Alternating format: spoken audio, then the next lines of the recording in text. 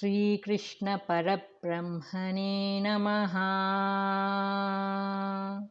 శ్రీ సద్గురు పరమాత్మనే నమః. సర్వమహర్షిభ్యో నమః. ధ్యానాభ్యాసి ఎట్లు కూర్చునవలెనో, దృష్టి ఎట్లా నిల్పవలెనో చెప్పుచున్నారు. 13వ శ్లోకం. సమం కాయ శిరోగ్రీవం ధారయన్నచలం స్థిరః సంప్రేక్ష్య నాసికాగ్రం స్వం దిశశ్చానవలోకయన్. 14వ శ్లోకము. ప్రశాంతాత్మా విగతభీః బ్రహ్మచారి వ్రతే స్థితః మనఃసంయమ్య మచ్చిత్తో యుక్త ఆసీత మత్పరః. తాత్పర్యము. ధ్యానము చేయువాడు శరీరము, శిరస్సు, కంఠము సమముగా నిలిపి కదలక స్థిరముగానున్న వాడై దిక్కులను చూడక నాసికాగ్రమును వీక్షించుచు ప్రశాంత హృదయుడై నిర్భయ చేతస్కుడై బ్రహ్మచర్య వ్రతనిష్ట కలిగి మనస్సును బావుగా నిగ్రహించి నాయందు చిత్తము కలవాడై నన్నే పరమగతిగా నమ్మి సమాధియుక్తుడై ఉండవలెను. వ్యాఖ్య. ధ్యానము చేయువారు ఆసనముపై కూర్చుండి శరీరము, కంఠము, శిరస్సు అను ఈ మూడింటిని సమముగా నిలిపి అనగా ఏమాత్రము వంగకుండా నిటారుగా ఉంచవలనని తెలుపబడినది. ఏలయనిన ఈ మూడును తిన్నగానున్నప్పుడు మాత్రమే సుషుమ్ను నాడి గుండా కుండలిని శక్తి అవిచ్ఛిన్నముగా సహస్రారమునకు ప్రవేశించుటకు వీలుండును. అప్పుడు మాత్రమే సాధకునకు గొప్ప గొప్ప పరమార్థానుభవములు కలుగుచుండును.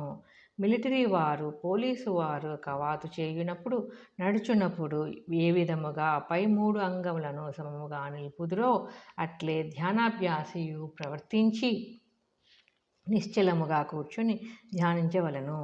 స్థిరః అని చెప్పినందువలన ధ్యానకాలమున మధ్య మధ్య లేవక ధ్యానము సమాప్తి అగు వరకు నిశ్చలముగా కూర్చొని ఉండవలనని భావము. అట్లు నిశ్చలముగా కూర్చొని దృష్టిని నలువైపుల ప్రసరింపక దిక్కులు చూడక ధ్యానమగ్నుడు కావలయును. దిక్కులు చూచినచో అది ఏమి, వారెవరు మున్నగు సంకల్పములు ఉదయించి విక్షేపము జనించును. కావున ధ్యానకాలమున దిక్కులు చూడరాదని హెచ్చరింపబడినది. ఈ ప్రకారముగా దృష్టిని బాహ్యము నుండి మరలించి అటు నిటు బెదరనీయక తన యొక్క నాసికాగ్రము ముక్కు కొన పైన నిలిపి ధ్యానము ఉపక్రమించవలెను. దీనిని భూచరి ముద్ర అందురు. అట్లు దృష్టిని అచ్చోట నిలిపిన ఎడల మనస్సు క్రమముగా నిశ్చలముగా కాగలదు.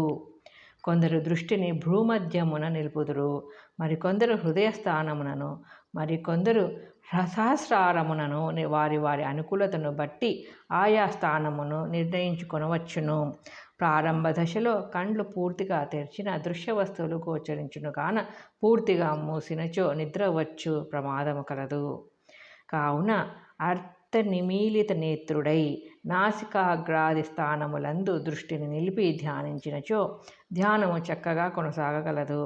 ధ్యాన సమయమున దృశ్యము వలన విక్షేపము కలగకుండా చేయుటకు కాబోలు భగవానుడు కంటికి రెప్ప అను తలుపును ఏర్పాటు చేసి ఉన్నారు. ఇక ఏ ఇంద్రియమునకు అట్టి తలుపు లేదు. ఆహో, జీవరాశులపై భగవానునకు ఎంతటి కరుణ! ఈ ప్రకారముగా ధ్యాన కాలమున దృష్టిని బాహ్యము నుండి ప్రత్యాహారమునర్చి అంతర్ముఖముగా చేసి ఒకచోట ఏకాగ్రముగా నిలిపి పరమాత్మయే పరమగతి అని నమ్మి వారినే ధ్యానించవలెను. నాయందే చిత్తముంచి నన్నే ధ్యానించవలెను అని ఇచ్చట శ్రీకృష్ణ పరమాత్మ నుడివిరి. శ్రీకృష్ణ పరమాత్మ సర్వజీవుల హృదయాంతరాలములందును బుద్ధికి సాక్షి వెలియున్నట్టి ఆత్మయే కనుక అట్టి ఆత్మనే ధ్యానింపవలనని అర్థము. అట్లు ధ్యానించుటకు పూర్వము ధ్యాతకు 4 సల్లక్షణములు ఉండవలనని ఇచ్చట బోధింపబడినది. అవి ఏవి అనిన: మొదటిది ప్రశాంత చిత్తత్వము, 2 నిర్భయత్వము, 3 బ్రహ్మచర్య వ్రతము, 4 మన సంయమము. సముద్రము ఏ ప్రకారముగా శాంతముగా గంభీరముగా నుండును. సాధకుని అంతఃకరమును ఆ ప్రకారముగా ఉండవలెను. శాంతాత్మ అని చెప్పక ప్రశాంతాత్మ అని చెప్పుట వలన చిత్తమునందు అత్యంత ప్రశాంతి నెలకొని ఉండవలెనని గోచరించుచున్నది. సాధకుని హృదయమున భయము ఏమాత్రము ఉండరాదు. దృశ్య పదార్థములన్నీయును వాస్తవముగా మిథ్యారూపములు కనుక సాధకుడు ఇక దేనికిని భయపడవలసిన పని లేదు. లేక అంతయు తన ఆత్మస్వరూపమే కావున తనను గూర్చి తానిక భయపడవలసిన అగత్యము లేదు. తన స్వరూపమును మరిచి దృశ్యమును సత్యమనుకొనున్నప్పుడే భయము జీవుని బాధించును. శృతివాక్యమును ఈ సత్యమునే ఉద్ఘాటించుచున్నవి. యథా హేనైష ఏతస్మిన్ను ధరమంతరం కురుతే అతః తస్య భయం భవతి ద్వితీయాద్వై భయం భవతి.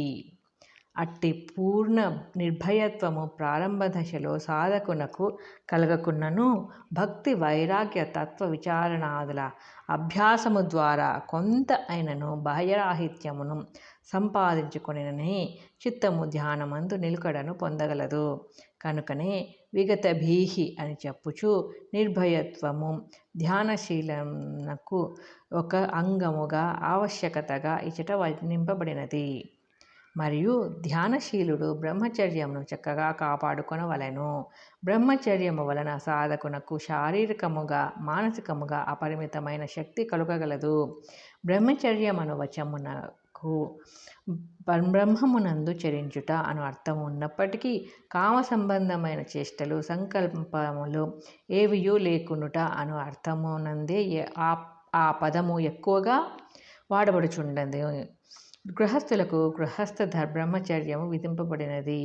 బ్రహ్మచర్యమును కేవలము శరీరమునకే పరిమితము చేయక మనోవాక్కులకు కూడా విస్తరింపచేసి ఏ విషయ సంకల్పమును మనస్సునందు చొరబడనీయక కరణ శుద్ధిగా ఈ వ్రతమును పాలింపవలెను.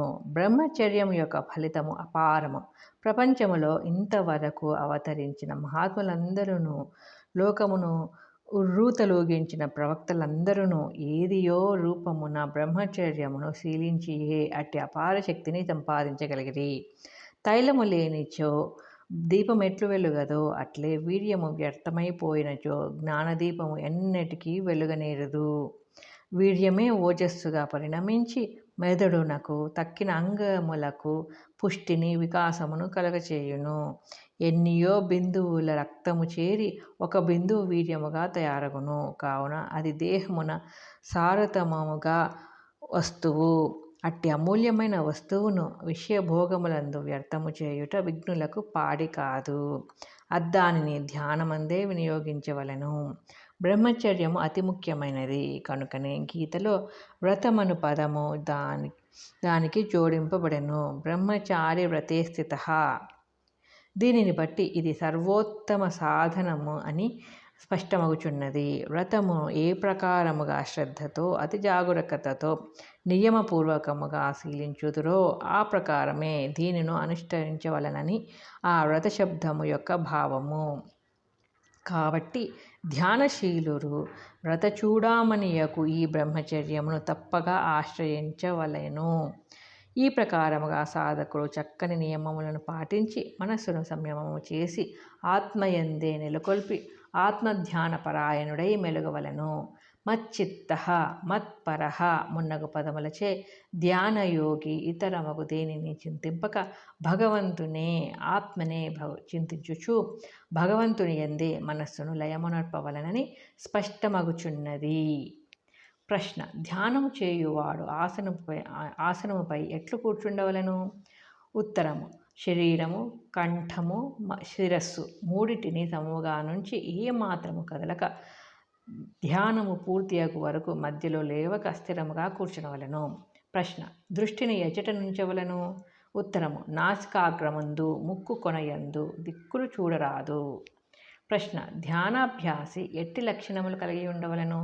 ఉత్తరము: ప్రశాంత చిత్తుడై ఉండవలెను, నిర్భయుడై మెలగవలెను, బ్రహ్మచర్య వ్రతమును అవలంబించవలెను, మనస్సును విషయములపైకి పోనీయక సంయమము నర్చవలెను.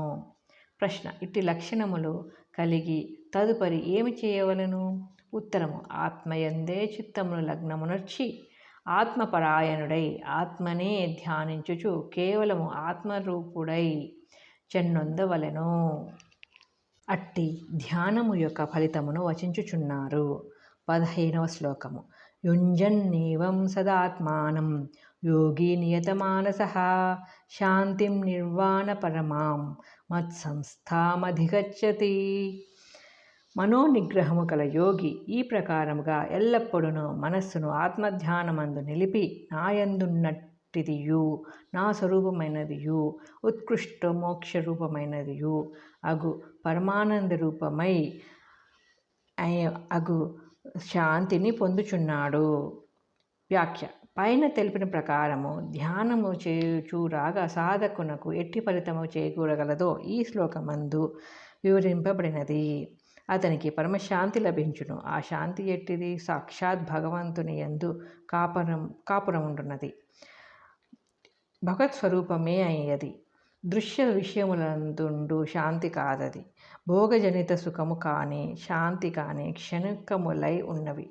కావున మహనీయులు శాంతి కొరకై బయట దేవులాడక హృదయమునే పరిశోధించుకొని అద్దానిని పొంది ధన్యులైరి. అయితే అట్టి నిరతిశయ శాంతిని పొందవలననిన మనోనిగ్రహము సంతతాభ్యాసము కలిగి ఉండవలనని ఇట బోధింపబడినది. సదాయుంజన్ అని చెప్పుటచే మాయను జయించుటకు ఒకంత అభ్యాసము చాలదనియు నిరంతరాభ్యాసమే శరణ్యమనియు విశదమగుచున్నది. వైరాగ్య విచారణాదుల ద్వారా ఇంద్రియ మనంబులను విషయములపైకి పోనీయక అభ్యాసముచే నెమ్మదిగా వానిని స్వాధీనపరుచుకొని అంతర్ముఖమునర్చి ఆత్మధ్యానమందు నెలకొల్పవలను. అప్పుడే పరమ నిర్వాణ రూపమైన ఆత్యంతిక శాంతియగు అను ఫలము లభించగలదు. ఎంత విలువ చెల్లింపబడునో అంత ఫలితము చేకూరుచుండును. విషయత్యాగము అవిద్యాత్యాగము అను గొప్ప పణమును చెల్లించినచో మోక్షరూప పరమశాంతి అను ఫలితము లభించగలదు. కాబట్టి నాకింకనూ శాంతి దొరకలేదే అని ఎవరునూ దుఃఖింప పనిలేదు. భగవానుడు తెలిపిన ఈ ధ్యాన రూప సాధన సంపత్తిని సమకూర్చుకొనిన చాలు శాంతి కరతలామలకమగును. ప్రశ్న. అట్టి ధ్యాన యోగము వలన కలుగు ఫలితమేమి? ఉత్తరము. పరమశాంతిని జీవుడు పొందగలుగును. ప్రశ్న. ఆ శాంతి యొక్క స్వరూపమెట్టిది? ఉత్తరము. మోక్షరూపమైనది, పరమాత్మయందు ఉండునది, పరమాత్మ స్వరూపమే అయినది. ప్రశ్న. అట్టి అపూర్వ ఫలితమును పొందుటకు సాధకుడు ఏమి చేయవలెను? ఉత్తరము. మనస్సును స్వాధీనపరచుకొనవలెను. నిరంతరము ఆత్మధ్యానమును అభ్యసించుచుండవలెను.